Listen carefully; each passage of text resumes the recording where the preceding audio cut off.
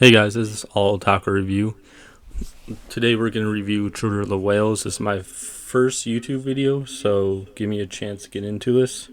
And this whole entire YouTube channel is about getting underrated shows out there and shows. Okay, we're going to start out with the plot. The plot is very simple but also very abstract because it starts out simple and it gets deeper and deeper into the problems of the world and basically the emotionless of the characters because they're supposed to hide their emotions because of the secrets of the elders on the mud whale. And later on it tells you the secrets, and later on they have to show the secrets because of people invading and stuff like that. And basically the mark people are like superheroes with this telekinetic powers, and they can use their powers to fight back, but you can see over time that they don't want to, and you can see their emotions coming out slowly and trying to figure out what's going on. And so next we're going to go over powers. The powers are called Themia or Thymia. I can't remember how it's pronounced, but the powers basically are telekinetic powers to pick up items and use them to fight the invaders. And over time they'll tell you why the marked people die early, and it's actually a really interesting plot twist about how they die so early. And later on you can see the fighting scenes show how the characters think and how they fight, and over time you can see their mind going and see their whole entire facial expressions start to become actually part of them. Okay, so the animation. The animation is very unique for the Netflix anime because usually Netflix anime go for like the CGI kind of animation. But this one they use like this really unique animation, and they use so much detail in the animation because early on they're told to suppress their emotions, and when they're trying to show their emotions you can see how blank it is because they don't know how to show their emotion.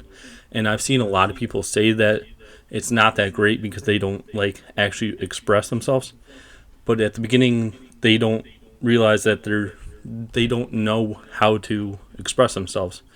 So basically it shows that they don't know how to express themselves and they're still trying to get into their emotions. And I think that part of the animation is very cool and very nice what they did. And the animation is just amazing all around. Next thing that we're going to go over is the soundtrack. The soundtrack is like a classical kind of mixed soundtrack, and it's very nice. It's not something I would listen to out of the anime because I think it's really good with the anime because it sets tones and it really helps the anime go along, especially the opening because it starts out happy and then it goes out depressing, which is basically like the anime. And I think that's really cool that it like foreshadows what the anime is going to become and what's going to happen in it. But it's not like really what's going to happen, but it's how depressing it gets. Next, we're going to go over character development. The character development is actually very nice in this show, and it's some of the best in anime. It is probably the best feature of this show too, because it basically builds up the happiness of the characters and it tears down everything, and it makes it so that we look at their humanity and that everything's not perfect, and we figure out what people think and how they think. So the main character is called Shakuro. I think I'm saying it right, but if not, you can scold me in the comments. But basically, he's not like the overpowered characters that you see in most anime. It's actually very cool. He's basically like the recorder of the history that's happening in front of him, and they never really wrote before and kept records because they kept it in the elders' minds, and basically they had to keep records of what's going on. So he was the one that was keeping the records. He can also fight, but he was the one that mostly kept the records and trying to figure out what's going on and what's happened in the past because he's trying to figure that out too. And it's very cool because he's not like the average character. that you see in most anime. He's like emotional. You can see him struggle. You can see it, the development of his character and what he becomes. Okay, next up is Emmy.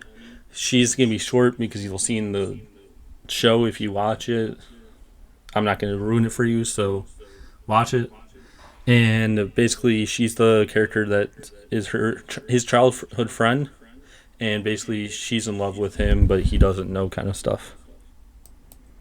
Okay, next up is Neri. She's basically like the protector of the mud whale, and I'm sorry if I mispronounce her name. I'm still getting used to Japanese names, saying them out loud. But basically, she's a protector of the mud whale, and if I go deeper into her character, it's gonna ruin a lot of the story, and I don't want to do that for you guys. I'm trying to get through to you without ruining the story. Okay, so next up, I'm not gonna try and pronounce the name. I'm not the best with Japanese names, but basically, he's the complete opposite of the main character, and but they're best friends. And later on, you can see him enjoy the fighting and lose his sanity. And basically, he wants to get off the mud whale, and also he's kind of the reason why they get found. Well, the mud whale gets found, and you'll see him lose sanity over and over because he gets dealt with guilt and see his best friends and people die around him.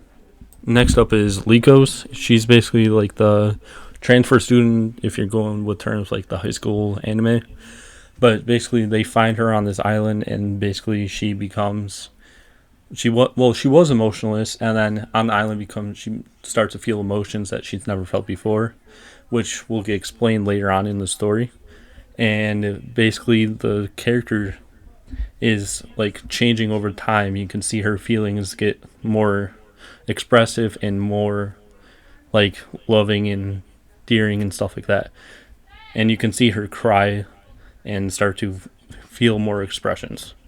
Okay, next up is Suo. I think I'm pronouncing it correctly, but again, I'm not good with Japanese names just yet. But he's basically like the leader, and he's one of the last main characters. And he's really, really cool to see because he doesn't have the powers, but he still fights. And also, he tries to find the cure for the marks and why people are dying so early. And it's very fun to see him become friends with the main character and basically the main character record everything that's going on and him becoming the leader and him trying to find what's going on. And it's very, very cool to see his character.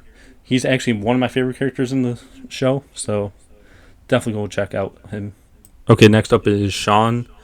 He's basically like a side character, but he's a very, very cool side character. Like some of the side characters are probably better than some main characters. That's how good the story is and how good of the character development is.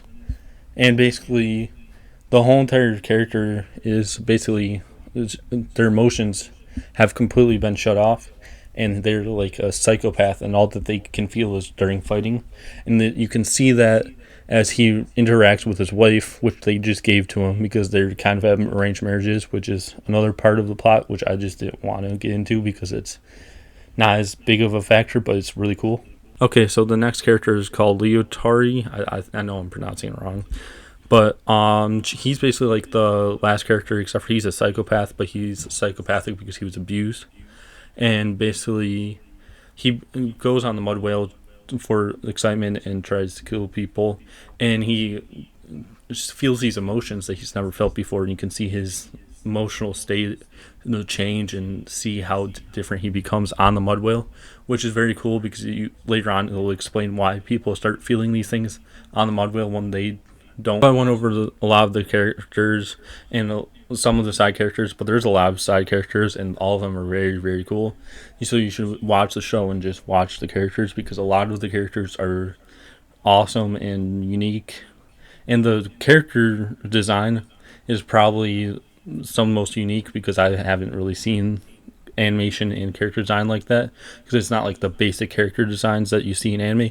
Maybe with the main character, but that's not that bad because it shows him actually become a character and become his own person and basically become his own emotions and basically become a historic writer, which is very cool, which is very unique.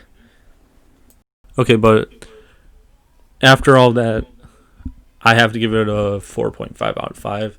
It's nearly perfect, but The only reason why I would give it a 4.5 out of 5 is because it's not the story that's lacking or the characters, it's the fighting scenes that are lacking. Sometimes they're a little bit anticlimactic, and sometimes it's not as fun to watch. But there's still really good fighting scenes. It's not like the S tier that usually I would give if it's a 5 out of 5.